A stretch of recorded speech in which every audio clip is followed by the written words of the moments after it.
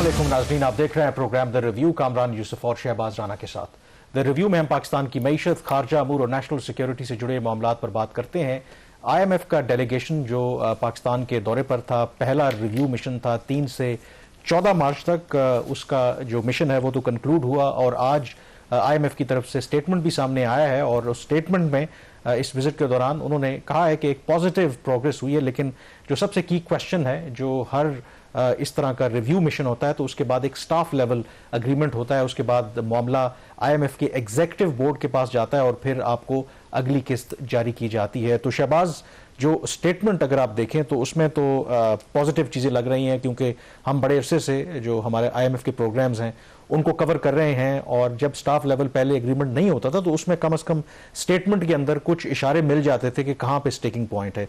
इस स्टेटमेंट को अगर आप देखें सब कुछ पॉजिटिव है, but the key question remains कि स्टाफ लेवल अग्रीमेंट नहीं हुआ। तो क्या ये अनयूजुअल बात है, क्योंकि एज आई अंडरस्टैंड कि प्राइम मिनिस्टर को भी बताया गया था, जो फाइनेंस मिनिस्टर हैं, जो बाकी टीम है, कि एक अच्छी प्रोग्रेस हुई है और स्टाफ लेवल अग्रीमेंट जो है इज इनएविटेबल।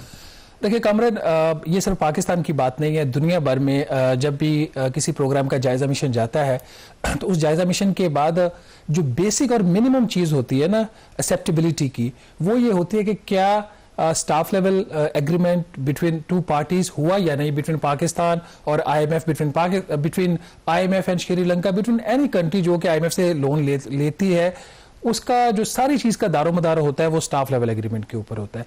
अब अगर इस स्टेटमेंट को आप सामने रखते हैं, इस स्टेटमेंट के मुताबिक तो सब अच्छा है, मतलब जो लैंग्वेज स्टेटमेंट के अंदर जो IMF ने जारी की है आज सुबह ही, लैंग्वेज इज वेरी पॉजिटिव। वो स्ट्रॉन्ग इंप्लीमेंटेशन की भी बात करें, स्टेटमेंट को भी वन बाय वन हम रीड भी करेंगे, उसके जो पैराग्राफ्स है, और बहुत ब्रीफ स्टेटमेंट है। उमूमी तौर पर जब विजिट कंप्लीट होता है और ये सारी चीज़ें रिकॉर्ड का हिस्सा है, IMF की वेबसाइट के ऊपर पड़ी हुई है, कोई भी जाके उसको एक्सेस कर सकता है। IMF एक डिटेल्ड एक रिपोर्ट देता है, अपनी एक प्रेस स्टेटमेंट देता है और उसके बाद वो बताता है कि उसमें क्या क्या चीज़ें तय हुई है। ये वाली जो स्टेटमेंट है, दिस इज़ क्वाइट यूनिक, जो ओवरऑल बड़ा पॉजिटिव एक पेंट एक कर रही है हर चीज़ को, लेकिन जो जिस सवाल का सबको जवाब चाहिए था कि पाकिस्तान और IMF के दरमियान स्टाफ लेवल एग्रीमेंट हो गया, वो उसके अंदर मौजूद ही नहीं है। उस लिहाज से ये अनयूजुअल है और ये पहली दफ़ा नहीं हुआ बाय द वे। जब भी दोनों पार्टीज के दरमियान कोई चीज रह जाती है तय करने वाली, चाहे वो बाद में 2 दिन में तय हो जाए, वो 4 दिन के अंदर तय हो, जो बात की बात है, वो जो गिवन टाइम होता है, जो स्केड्यूल्ड एक टाइम फ्रेम होता है किसी चीज को तय करने का, अगर उसमें कोई चीज आउटस्टैंडिंग रह जाए तो फिर वो स्टाफ लेवल एग्रीमेंट नहीं होता। एग्जैक्टली नाज़रीन यहाँ पे यही हुआ है। पाकिस्तान और IMF का जो स्टाफ लेवल एग्रीमेंट है वो फिलहाल नहीं हो सका और IMF की जो टीम है वो बगैर स्टाफ लेवल एग्रीमेंट की वाशिंगटन वापस जा चुकी है। ताहम जो स्टेटमेंट IMF की तरफ से जारी हुई है वो काफ़ी पॉजिटिव है हुकूमत पाकिस्तान के लिए। एटलीस्ट ये एक फेस सेविंग वजारत ख़जाना को दे रही है ये स्टेटमेंट कि तमाम मामला अच्छे हैं, लेकिन इसके अंदर स्टाफ लेवल एग्रीमेंट का जिक्र नहीं है। जो IMF ने स्टेटमेंट जारी की उसमें 2 जो उनके सेपरेट मिशन थे, दोनों का उन्होंने जिक्र किया है। एक क्लाइमेट फैसिलिटी है जो पाकिस्तान लेना चाह रहा है, रफली कोई $1.3 बिलियन उसके अमाउंट का, उसका लोन का साइज होगा, उसका भी जिक्र है। बट प्राइमरीली जो एक्सटेंडेड फंड फैसिलिटी जिसको पाकिस्तान ने और साइन किया था पिछले साल और IMF के बोर्ड ने सितंबर 2024 में उसकी मंजूरी दी थी, उसका पहला जायजा मिशन था और इस जायजा मिशन के अख्ताम के ऊपर जो स्टेटमेंट जारी हुई इसमें स्टाफ लेवल एग्रीमेंट का कोई जिक्र नहीं है। लास्ट टाइम भी आपको याद होगा जब पाकिस्तान ने इस प्रोग्राम के लिए मुज़ाकरात शुरू किए थे तो मई 2024 में IMF का मिशन पाकिस्तान आया था, उस वक्त भी इनका मुआहिदा नहीं तय पा सका था और 23 मई को IMF की जो टीम थी वो बगैर स्टाफ लेवल एग्रीमेंट के वापस चली गई और फिर जो स्टाफ लेवल एग्रीमेंट हुआ था वो 12 जुलाई 2024 को तकरीबन 3 माह के बाद हुआ था। यहाँ पे मेरी जब कुछ वजारत खजाना के हुकाम से बात हुई है, दे आर वेरी पॉजिटिव कि ये स्टाफ लेवल एग्रीमेंट जल्द हो जाएगा। बकौल उनके 75 से 80% काम मुकम्मल हो चुका है, कोई 20-25% काम बाकी है। वो कह रहे हैं कि वो 1 हफ्ते से लेकर 3 हफ्तों के दरमियान मुकम्मल हो सकता है। तो कामरान, इसके अंदर अगर आप स्टेटमेंट को अगर हम 1 बाय 1 ये पॉइंट्स इसकी डिस्कस कर लें, मैं यही आपसे कहना चाह रहा था कि स्टेटमेंट भले स्टाफ लेवल एग्रीमेंट नहीं हुआ, लेकिन अगर आप उसमें देखें जो उनकी कोट एंड कोट है कि the IMF and the Pakistani authorities made significant progress towards reaching a staff level agreement. So this means कि अनलाइक पास्ट, जिस तरह आपने कहा कि मई 2024 में भी और उससे पहले भी हमारे जब भी IMF के साथ इश्यूज रहे हैं, डू यू थिंक कि इस अगर स्टेटमेंट को इंटरप्रेट करें कि ठीक है अगेंस्ट SOP टेक्निकली तो अभी हो जाना चाहिए था, लेकिन अगर नहीं भी हुआ तो कोई बहुत बड़ा डिले इसमें आप देख नहीं रहे, कुछ शायद इश्यूज हैं छोटे मोटे जो may be in coming days resolve हो जाए। देखिए कामरान, अगर तो छोटे मोटे इश्यूज होते ना तो ये स्टाफ लेवल एग्रीमेंट हो जाता, नंबर 1। नंबर 2, इस स्टेटमेंट को 2 तरीकों से पढ़ना चाहिए। एक वो कि जो जुलाई से दिसंबर तक का जो रिव्यू था उसको देखना है, और फिर एक होता है वे फॉरवर्ड। ठीक है, ये तो हमने जायजा ले लिया, आगे आप क्या करेंगे। स्टेटमेंट से जो इंप्रेशन आ रहा है वो ये आ रहा है कि जो जुलाई दिसंबर इन्होंने कुछ स्लिपेजेस तो इनकी हुई हैं, मसलन इन्होंने वक्त के ऊपर एग्रीकल्चर इनकम टैक्स के जो कवानीन थे वो पास नहीं हो सके, वक्त के ऊपर उनके ऊपर इंप्लीमेंटेशन नहीं हो सकी, वक्त के ऊपर सॉवरन वेल्थ फंड जो एक्ट है उसके अंदर अमेंडमेंट्स नहीं ला सके, वक्त के ऊपर जो इन्होंने एक ग्रिड लेवी लगानी थी कैप्टिव पावर प्लांट्स के हवाले से, उसको जो गैस वैसे तो उन्होंने गैस को मुनक़ता करना था, नहीं किया, लेकिन उसके ऊपर एक लेवी लगाई, वो वक्त के ऊपर नहीं हो सका। इसी तरीके से कुछ और चीजें थी, जो पहला क्वार्टर था जुलाई सितंबर का, उसके कुछ इनके अहदाफ जो थे वो अचीव हो गए, कुछ नहीं हुए। फिर एफबीआर जो सबसे बड़ा मसला था उसके ऊपर प्रोग्रेस अच्छी नहीं थी, बट इवन दैट इन्होंने मूवमेंट दिखाई, और वो जो मूवमेंट थी उसको आईएमएफ जो है वो एक्नॉलेज कर रहा है, अप्रिशिएट कर रहा है, और हम भी इस चीज को यहाँ पे एक्नॉलेज कर रहे हैं। ये बात आप इसको बहुत ही लेमैन की लैंग्वेज में लेना कि कोई शादी हो रही हो, एक बारात आती है और जो लड़की वाले हैं और जो लड़के वाले एक दूसरे का बेहतरीन इस्तकबाल करते हैं, एक दूसरे को बेहतरीन खाना खिलाते हैं, 5 स्टार्स होटल में ठहराते हैं, और जब निकाह की बारी आती है तो पार्टियां अपने अपने घरों को चली जाती हैं। निकाह के बगैर कुछ नहीं है। ये जो स्टाफ लेवल एग्रीमेंट है ना, इस डील के अंदर उसकी हैसियत एक निकाह की है, तो उसके बगैर चाहे वो 2 दिन बाद कर लें, जो स्टेटमेंट है वो बहुत पॉजिटिव है।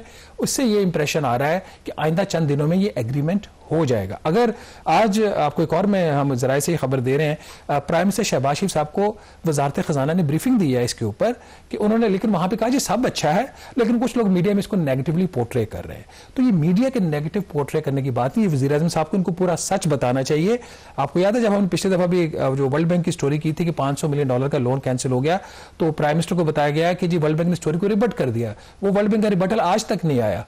प्राइम मिनिस्टर को मिस गाइड उस वक्त भी किया गया था। अभी फिर लगता है कि पीएम को इन्होंने पूरा प्रोसेस नहीं बताया। लेकिन इसमें एक जो पॉइंट है, देखें अगर तो टेक्निकली तो आज ही ये स्टेटमेंट आ जाना चाहिए था, स्टाफ लेवल एग्रीमेंट हो जाना चाहिए था, बट लेट्स अस्यूम कि अगर चंद दिनों की बात है, मे बी अगर कुछ ऐसे इश्यूज हैं, अगले हफ्ते स्टेटमेंट आ जाता है और स्टाफ लेवल एग्रीमेंट हो जाता है, फिर तो कोई ऐसा अनयूजुअल डिले तो नहीं है, या इस केस के अंदर डू यू सी जरा लॉन्गर डिले आपको नजर आ रहा है? नहीं, मुझे लंबा कोई ताखीर इसमें होने वाली कोई चीज लगती नहीं है। मुझे लगता है कि ये जल्द हो जाएगा, हो सकता है एंड ऑफ मार्च तक हो जाए, हो सकता है फर्स्ट वीक ऑफ अप्रैल हो जाए। बहुत अगर डिले के मुझे जो लग रहा है कि बहुत ज्यादा डिले नहीं है इसके अंदर। और पाकिस्तान में गिवन कि अभी जो हमारी एक रिलेटिव स्टेबिलिटी है, उसके लिए आपके रिजर्व्स बेहतर हैं, तो कोई इतना अगर 10-15 दिन का डिले होता है तो कोई इतनी फर्क नहीं पड़ेगा। ये है कि चूंकि जब कोई चीज स्ट्रगल कर रही होती है तो तब ताखीर आती है।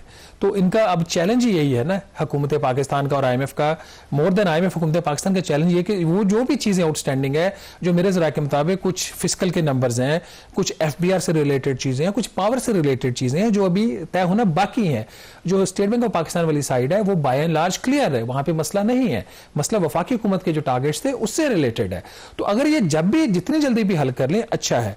और वजारत खजाना को पोजीशन ऑफिशियली वाजे करनी चाहिए। और एक और जो वजह होती है ना, इनका ये ख्याल है कि लोगों को पता नहीं, लोगों को पता होता है, लोग इन चीज़ों को फॉलो कर रहे होते हैं। मैं अभी वो देख रहा था सोशल मीडिया के ऊपर, खुर्रम हुसैन ने ट्वीट किया इसके हवाले से कि जो स्टाफ लेवल एग्रीमेंट नहीं हो सका, मुज़ाकरात नाकाम हो गए। मेहताब हैदर जो कवर करते हैं वो भी यही बात कर रहे हैं कि स्टाफ लेवल एग्रीमेंट नहीं हुआ, क्योंकि this is the basic thing. अगर किसी को नहीं पता तो पता बात वो ठीक कह रहे हैं, लेकिन डू यू थिंक कि आप एक तरफ जो स्टेटमेंट अगर आप देखें कि ओवरऑल पॉजिटिव स्टेटमेंट है, देयर इज अ पॉसिबिलिटी कि अगले चंद दिनों में ही ये स्टाफ लेवल एग्रीमेंट हो जाए, लेकिन इसको ये कहना कि मुकम्मल तौर पर मुज़ाकरात नाकाम हो गए हैं, डू यू थिंक कि ये ठीक कैरेक्टराइजेशन मुनासिब नहीं है कि मुकम्मल, देखें एक प्रोसेस है ना। अगर आप टेक्निकल बात करते हैं ना, तो टेक्निकली ये भी है कि 14 मार्च को ये स्टेटमेंट आ जानी चाहिए थी और 14 मार्च को स्टाफ लेवल एग्रीमेंट हो जाना चाहिए था। तो एज अ जर्नलिस्ट अगर खुर्रम हुसैन इसको कह रहे हैं कि मुकम्मल नाकाम हो चुके हैं तो वो गलत नहीं कह रहे, क्योंकि आपने एक शेड्यूल दिया था, शेड्यूल हुकूमत पाकिस्तान ने और आईएमएफ ने तय किया था, और उस शेड्यूल में ये स्टाफ लेवल एग्रीमेंट होना था, नहीं किया, हुकूमत की नाकामी है। ये इस हद तक वो खुर्रम हुसैन जस्टिफाई है कहने को।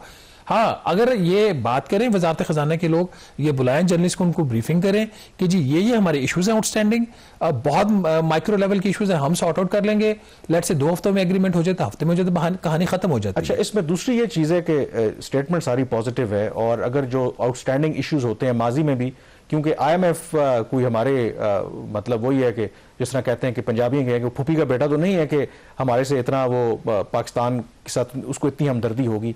तो इस स्टेटमेंट के अंदर क्या उन्होंने कोई ऐसा इशारा भी दिया है कि अगर स्टाफ लेवल एग्रीमेंट अभी तक नहीं हुआ तो ये इश्यूज हैं जिस पर थोड़ा सा काम करने की जरूरत है? This is unusual again Kamran, ये अगेन अनयूजुअल है। इन्होंने उस तरह का इशारा भी कोई नहीं दिया। उन्होंने कहा जी हमने जो 4-5 एरियाज डिस्कस किए उसकी उन्होंने बात की है कि जो उनके डिस्कशन जो हुई है, और देखें उसमें वो कह रहे हैं कि considerable progress in several areas including the plan fiscal consolidation to durably reduce the public debt, के कर्जों में कमी के लिए जो फिस्कल कंसोलिडेशन चाहिए, जो पाकिस्तान को मालियाती जो नज़्म ज़ब्त चाहिए, उसके लिए जो मुज़ाकरात में अच्छी खासी पेशरफ्त हुई, स्टेटमेंट कह रही है। फिर स्टेटमेंट के मुताबिक जो सख्त मॉनेटरी पॉलिसी उसको जारी रखने के ऊपर बात हुई है, इसके ऊपर काफ़ी प्रोग्रेस हुई है। फिर स्टेटमेंट के मुताबिक जो ओवरऑल जो बिजली की कीमतें हैं उसको कम करने के हवाले से जो लफ्ज़ उन्होंने इस्तेमाल किया यहाँ पे, acceleration of cost reducing reforms to improve energy sector viability, इसके ऊपर बात हुई है।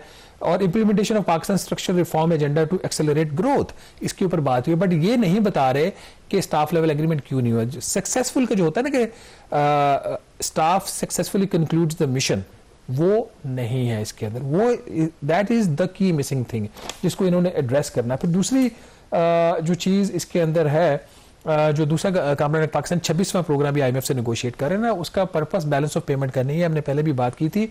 एक रेजिलियंस एंड सस्टेनेबिलिटी फैसिलिटी है SRF, तकरीबन $1.3 अरब का पाकिस्तान एक नया कर्जा लेना चाह रहा है। ये बाकी कर्जों से बिल्कुल मुख्तलिफ है। इसका जो मकसद है वो क्लाइमेट रिलेटेड जो पाकिस्तान को मुश्किलात का सामना करना पड़ रहा है उसके ऊपर स्पेंडिंग के लिए पाकिस्तान ये लोन लेना चाह रहा है। और अनलाइक दिस प्रोग्राम जो कि हमारा चल रहा है 25वां प्रोग्राम, जहां पे अपफ्रंट डिस्बर्समेंट हो जाती है, इस केस में इनको हुकूमत को खर्चा करना पड़ेगा, उसके अगेंस्ट इनको डिस्बर्समेंट्स होंगी जैसे वर्ल्ड बैंक या ADB करता है। अब इसके अंदर कामरान जो 1-2 चीजें और डिस्कस करने वाली है, वो मेरा ख्याल उसको ब्रेक के बाद भी बात कर रहे थे। बट नाज़रीन, ओवरऑल अगर इसको हम सम अप कर सकें अभी तक की डिस्कशन को, स्टाफ लेवल जो मुआहिदा हो जाना चाहिए था 14 मार्च तक, वो नहीं हुआ। लेकिन इसके साथ ही अच्छी खासी पेशरफ्त मुज़ाकरात के दौरान जरूर हुई है, और उम्मीद ये की जा रही है कि हुकूमत पाकिस्तान बहुत जल्द इस मुआहदे तक पहुंच जाएगी। हफ्ते में पहुंचते हैं, 2 हफ्तों में पहुंचते हैं, या 3 हफ्ते लग सकते हैं इस बात को। अभी इस पे हतमी तौर पर कुछ नहीं कहा जा सकता। जहां पे फ्लॉज हैं, जहां पे कुछ प्रॉब्लम्स हैं, वो वफाकी हुकूमत के जो अहदाफ थे उसमें टैक्स से रिलेटेड कुछ चीजें अभी भी आउटस्टैंडिंग है, ओवरऑल बजट से कुछ चीजें बजट रिलेटेड आउटस्टैंडिंग है, और कुछ पावर रिलेटेड। ये फ्यूचर की बात हो रही है, माजी की बात नहीं हो रही। जो स्टेट बैंक वाली साइड थी वो ऑलमोस्ट कवर्ड है, उसमें इश्यूज नहीं है। उसमें जो एक टाइट मॉनेटरी पॉलिसी है यही तय पाया वो कंटिन्यू रहेगी। और एक्सचेंज रेट के हवाले से थोड़े से IMF ने सवाल इनसे किए हैं कि जिस तरीके से एक मूवमेंट होनी चाहिए एक्सचेंज रेट की ऊपर होनी चाहिए, वो नहीं हो रही। एक आपका एक ही जगह पे ये क्यों है स्टिक एक्सचेंज रेट, तो वो एक्सप्लेन किया उसको उस हवाले से स्टेट बैंक ऑफ पाकिस्तान ने। तो इसको अगर हम जो सिर्फ स्टेटमेंट की हद तक अपनी डिस्कशन को कंक्लूड करें तो सब बुरा नहीं है, लेकिन सब अच्छा भी नहीं है।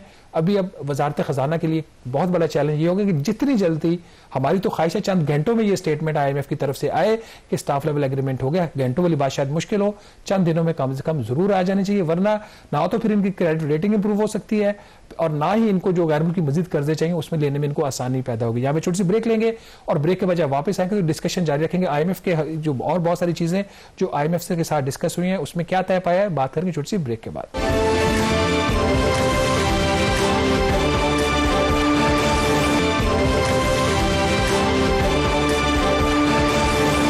के बाद एक दफा फिर आपको खुशामदीद कहते हैं। हम जिक्र कर रहे हैं कि IMF का जायजा मिशन जो पाकिस्तान आया था और जो बयान उनकी तरफ से जारी हुआ, स्टाफ लेवल एग्रीमेंट नहीं हुआ, जो आमतौर पर एक क्लियर SOP है कि जब भी कोई जायजा मिशन किसी भी मुल्क जाता है और वो जो मिशन उसका कंक्लूड होता है तो कंक्लूड इस बात पर होता है कि वो स्टाफ लेवल एग्रीमेंट हो जाए।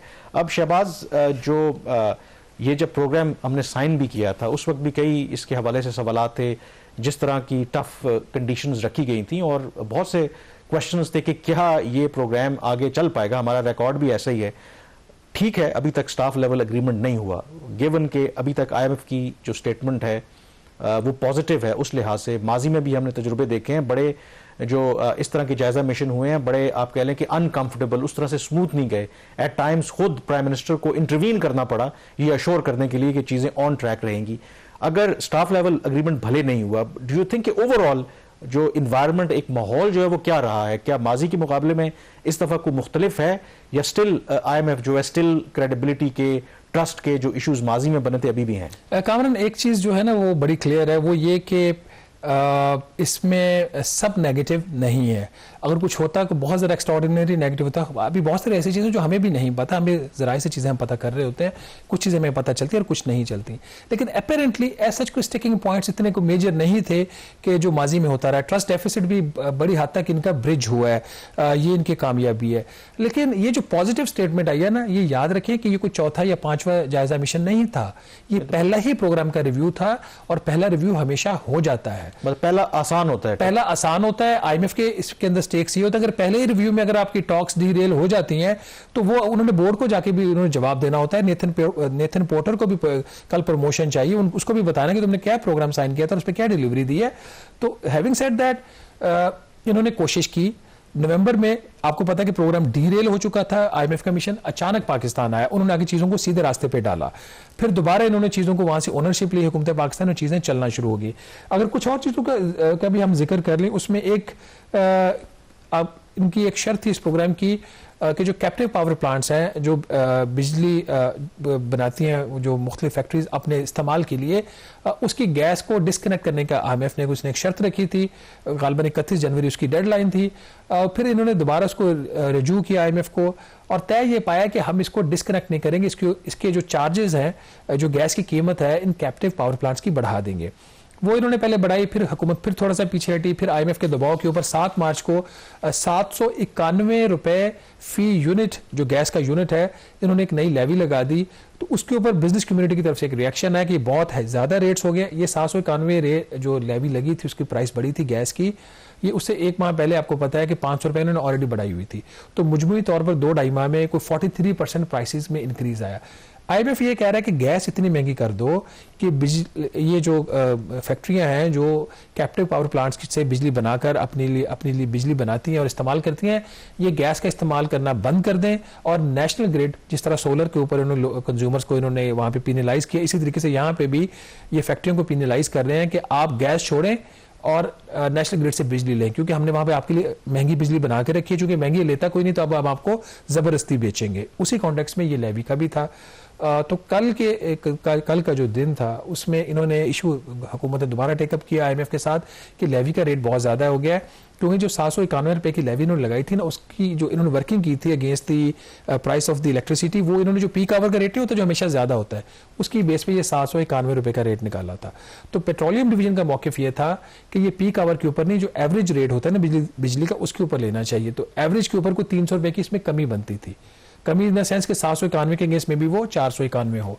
तो वो खैर IMF ने वो बात इनकी नहीं मानी। तो दूसरा जो इशू है वो FBR का था।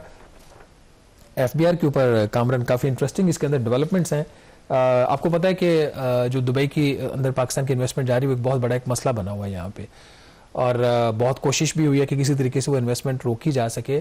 अभी हुकूमत ने ये IMF से, खास करके रियल स्टेट के बेसिकली उसी कॉन्टेक्स्ट में बात हो रही है, हुकूमत ने रिक्वेस्ट की IMF से कि आप हमें जो मुख्तलिफ टैक्सेस हैं उनके जो रेट्स हैं उसको कम करने की इजाज़त दें, क्योंकि पाकिस्तान से सरमाया बाहर मुंतकिल होना शुरू हो गया है।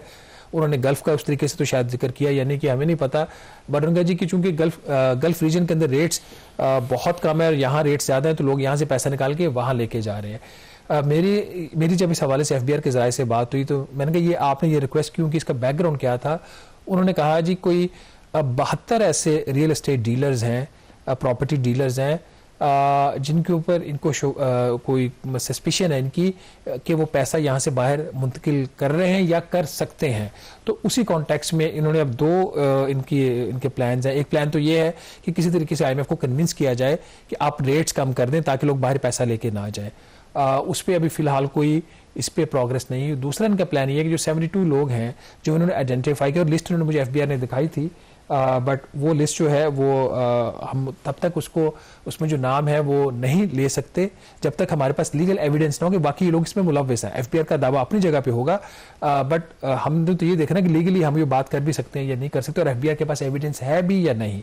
तो वो 72 लोग अब उनको ये टारगेट करने जा रहे हैं, उनको टैक्स नोटिस देंगे, कुछ भी करेंगे और ये कोशिश करेंगे कि वो लोग जो है उसमें कुछ तो वहीं दुबई बेस्ड है जिनका ये कुछ नहीं कर सकते, कुछ ज़्यादातर पाकिस्तान से यहाँ से इनका ख्याल है यहाँ से पैसा वो बाहर लेके जा रहे हैं और वहाँ पे इन्वेस्टमेंट करवा रहे हैं। लेकिन इसमें जो एक चीज़ है ना, मेरा भी इस हवाले से देखिए, एक तो चलें टैक्स बहुत बड़ी वजह है कि अगर आप देखें पिछले 2-3 साल से 4 साल से जो हमारे यहाँ रियल स्टेट का शोबा है उसमें एक बहुत ज़्यादा गिरावट है। जो पहले लोग एक समझते थे कि ये तो एक हॉट केक है कि आज आप घर खरीदें, प्लॉट खरीदें, फाइलें लोग खरीदते थे और 1 साल के बाद इतने प्रॉफिट पे बेच देते थे। फिर हमारे यहाँ ज़ाहिर है कि टैक्स लोग देना चाहते नहीं है। फिर एक वजह ये भी है कि लोग यहाँ पर डिलीवर भी नहीं करते, बहुत ज़्यादा फ्रॉड भी है। मुझे किसी ने एग्जाम्पल भी दी कि अगर आपके पास 5-5.5 करोड़ रुपया है, आप दुबई में एक स्टूडियो अपार्टमेंट खरीद लें, तो उसने मुझे कहा आपको पता है कि कितना, अगर आप कंपैरिजन करें पाकिस्तान के साथ, कि यहाँ पर इस्लामाबाद रावलपिंडी में 5-5.5 करोड़ का अगर 8 से 10 मरले का अगर आपको घर मिल जाता है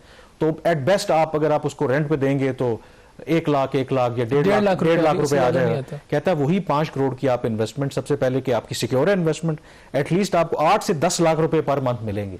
तो ये इंसेंटिव भी है ना, ये तो क्रेडिट यूएई को और उनको भी जाता है कि, और सबसे बड़ी बात है कहते हैं वहां पे फ्रॉड हो नहीं सकता। आपने जो भी प्रोजेक्ट फर्ज करें आपने एक टाइम दिया है उससे पहले ही आप डिलीवर करेंगे, पैसा खा के कोई भाग नहीं सकता। तो इसमें मल्टीपल फैक्टर्स हैं। आई थिंक इसको डिस्करेज करना मेरे ख्याल में गवर्नमेंट के लिए इतना आसान नहीं है। देखिए आप किसी के ऊपर आप देखें ना, जो ट्विटर है एक्स, उसके ऊपर पाबंदी लगी, वज़ीर आज़म शहबाज शरीफ साहब ट्वीट कर रहे हैं, हमारे वज़रा ट्वीट कर रहे हैं, आप और मैं, हम सब लोग यूज़ कर रहे हैं ट्विटर, तो इसका मतलब हम कुछ कर रहे हैं ना, तो हम ट्वीट कर सकते हैं ना, वरना हम नहीं कर सकते। रास्ता जो है ना वो आसान किया जाता है। आप जब किसी को ज़बरदस्ती रोकने की कोशिश करेंगे वो नहीं रुकेगा। यहाँ पे भी इनको जो ओवरऑल इन्वायरमेंट है उसको चेंज करना है, लोगों को तसल्ली देनी है कि आपका सरमाया जो है वो महफूज है। हम कोई एब्रप्टली जो पॉलिसीज है वो चेंज नहीं करेंगे, आपके ऊपर टैक्सेस का जो बोझ है दिन रात दुगना नहीं करेंगे, आपको बाकी लाइफ की सहूलियत देंगे, आपको हम मजबूर नहीं करेंगे कि सोलर पैनल्स बंद कर दें और नेशनल ग्रिड से महंगी 65 रुपए की बिजली लें, हम आपको मजबूर नहीं करेंगे कुछ और चीज़ों के। ये चॉइसेस रियासत खुद देती है। Over a period of time power sector ले लें, आप अपना टैक्सेशन सेक्टर्स को ले लें, तो उसमें ऐसी पॉलिसीज हैं लोगों के पास चॉइस नहीं बची कि वो पाकिस्तान छोड़ के चले जाएं। एक चीज़ जो हमें करनी चाहिए, स्टोरी मैं अभी तक कर नहीं पाया, मैं कोशिश करता हूँ। बहुत सारे लोग, कुछ लोग तो यहाँ से सरमाया लेके जा रहे हैं, कुछ लोग पाकिस्तानी नेशनलिटी को छोड़ रहे हैं। ठीक है, मुझे खुद अभी पिछले दिनों किसी बंदे की कॉल आई, वो प्रोसेस समझना चाह रहे थे कि अगर रिनाउंस करके नेशनलिटी करना हो तो क्या उसका तरीकेकार होता है। दिस इज हैपनिंग, और ये मेरे और आपके कहने की बात नहीं है। इंटीरियर मिनिस्ट्री के पास पूरा डाटा होगा कि कितने इनके पास इस किस्म की रिक्वेस्ट आ रही है, तो उसको भी देखने की जरूरत है। बाकी दुबई में भी आप इस तरीके से इन्वेस्टमेंट करने इसलिए आसानी है कि आपको पता है कि यूएई पाकिस्तान का वीजा जो है वो नहीं जारी कर रहा है, तो हाँ, वो तो काफी मुश्किलात है लोगों के लिए।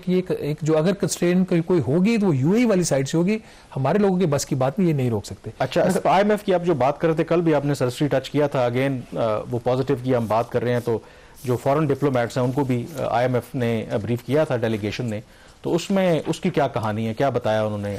देखिए, अब मेरे लिए बड़ा ही ये सरप्राइजिंग था कि स्टाफ लेवल एग्रीमेंट नहीं हुआ, क्योंकि थ्रू आउट दी नेगोशिएशन बड़ी पॉजिटिविटी थी।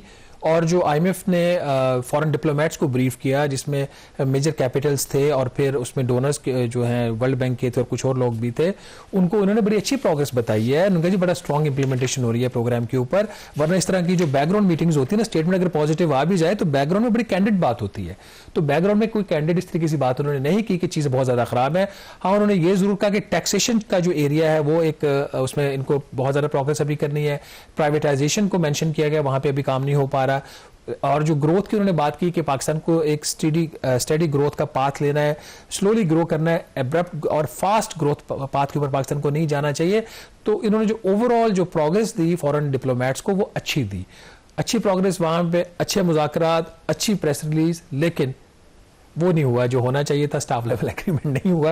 और प्राइवेटाइजेशन के ऊपर भी नाज़रीन बात हुई, प्राइवेटाइजेशन का कंसर्न था। हुकूमत ने अब दोबारा आईएमएफ से ये वादा तो किया है कि हम 7 इदारों को दिसंबर 2025 तक बेच देंगे। इन 7 इदारों में उनके 3 पावर डिस्ट्रीब्यूशन कंपनीज की बात कर रहे हैं, गुजरांवाला की, फैसलाबाद की और लाहौर की। ये जो पावर डिस्ट्रीब्यूशन कंपनीज हैं, ये तीनों को इनमें से एक कम अज कम हुकूमत का बेचने का इरादा है।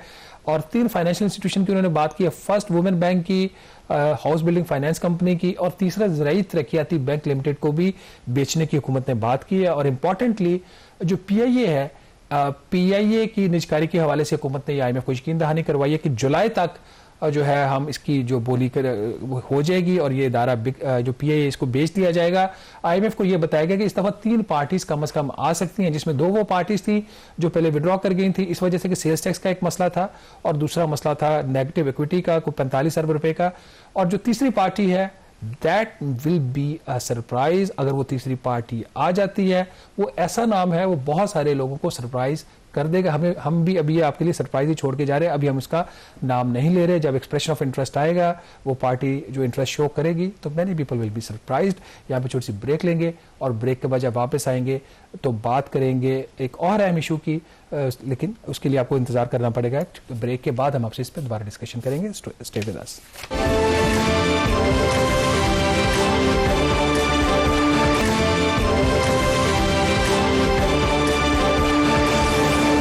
ब्रेक के बाद एक दफा फिर आपको खुशामदीद कहते हैं। चाइना पाकिस्तान इकोनॉमिक कॉरिडोर की बात कर रहे हैं तो कई मंसूबों पर काम हुआ, लेकिन कई ऐसे प्रोजेक्ट्स थे जिस पर काम होना चाहिए था और काम नहीं हुआ। और एक था पाकिस्तान में जो रेलवे का निज़ाम है उसको अपग्रेड करना था, जिसे मेन लाइन ML1 जिसे कहते हैं, कि कराची से लेकर पेशावर तक नई जो रेल की पटरी बिछानी थी और जो एग्जिस्टिंग उसकी स्पीड है उसको बढ़ाना था। क्योंकि दुनिया में आपको पता है कि अब तो क्या कहते हैं कि बुलेट ट्रेन्स आ गई हैं। चाइना, जापान, बाकी मुल्कों में जाएं तो आपको अंदाज़ा होता है कि अब ट्रेन का सफ़र जो है वो इवन जहाज़ से भी ज़्यादा आपको बेहतर लगता है।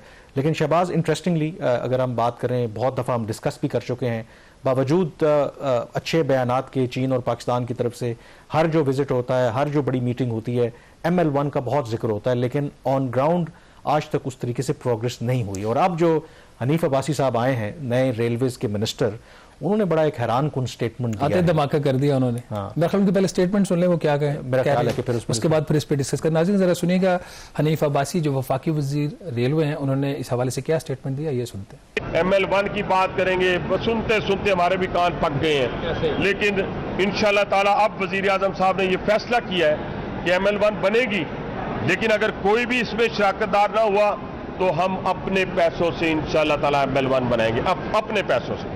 जी कामरान, आपने सुना, वो तो कह रहे हैं कि ML1 का नाम सुनते सुनते हमारे कान पक गए हैं और उनका जो कोई कर्जा देता है दे, नहीं देता ना दे, अब हम अपने वसाइल से ML1 बनाएंगे। ये again this statement should not have been given. पता है मुझे उससे एक स्टेटमेंट, ज़रा वक्त भी हमारे पास कम है, शाह महमूद कुरैशी जब फॉरेन मिनिस्टर थे, कश्मीर वाला मामला हुआ था और उन्होंने एक दफ़ा गुस्से में आके एक TV इंटरव्यू में, हमने एक OIC से रिक्वेस्ट की थी कि एक्सक्लूसिव फॉरेन मिनिस्टर्स की कॉन्फ्रेंस बुलाएं, इस पर डिस्कशन करें, तो उन्होंने ये कहा था कि अगर कोई मुल्क नहीं बुलाना चाहता तो फिर हम खुद ही जो लाइक माइंडेड कंट्रीज हैं बुला के तो कॉन्फ्रेंस बुला लेंगे और उसका फिर हमें बहुत खमियाजा भुगतना पड़ा। अच्छा, अब इसका थोड़ा सा वेरी ब्रीफली बात कर लें, फिर हम ब्रेक पे जाएंगे।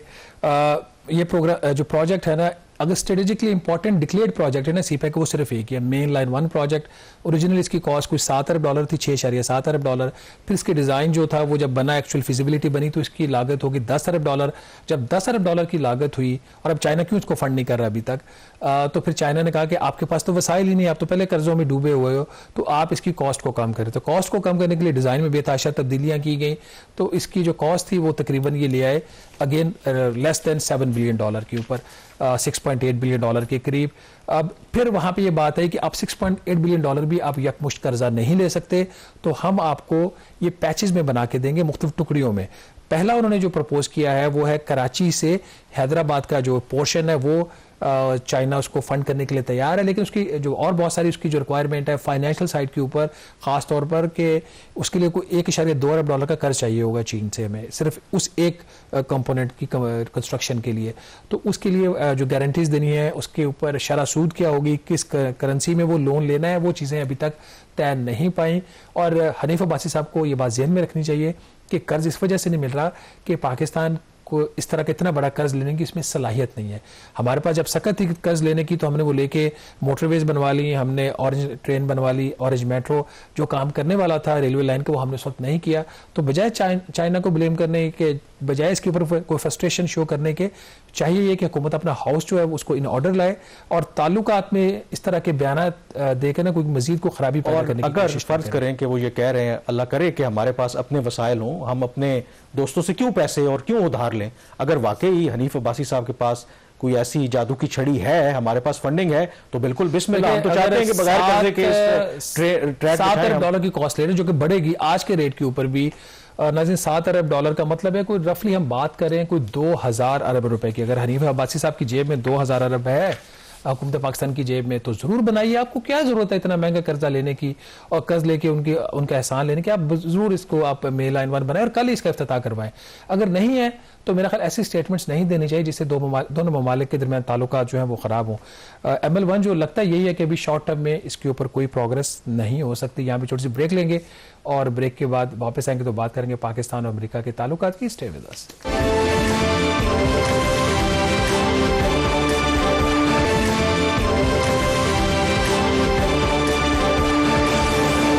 ब्रेक के बाद एक दफ़ा फिर आपको खुशामदीद कहते हैं। अगर आप अमेरिका जाने का सोच रहे हैं तो फिर ज़रा आपको थोड़ा इंतज़ार करना होगा, क्योंकि मौजूदा जो अमेरिका की इंतज़ामिया है वो गैर कानूनी जो तारकीन वतन है उनके खिलाफ क्रैकडाउन तो कर ही रही है, लेकिन जो नए अमेरिका आने वाले कानूनी तौर पर भी लोग हैं उनको भी वो डिस्करेज करना चाहती है। इसके हवाले से बहुत अरसे से बातचीत चल रही है कि अमरीकी सदर ट्रंप जो हैं वो एक नई जो फहरिस्त तैयार करवा रहे हैं उन ममालिक की कि जिनके शहरियों के ऊपर मुकम्मल तौर पर या पार्शली सफरी पाबंदी आयद की जा सकती है। अब इसके हवाले से अमरीकी मीडिया में एक ड्राफ्ट जो फहरिस्त है वो सामने आई है।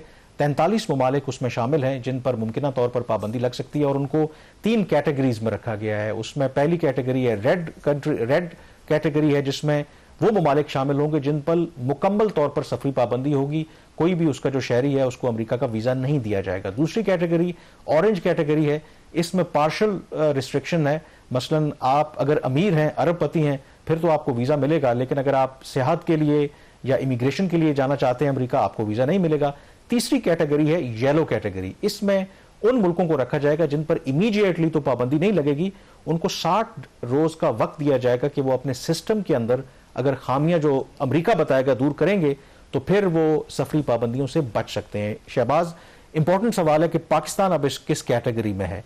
जो न्यूयॉर्क टाइम्स की रिपोर्ट है उसने पाकिस्तान को डाला है ऑरेंज कैटेगरी में मुमकिना तौर पर।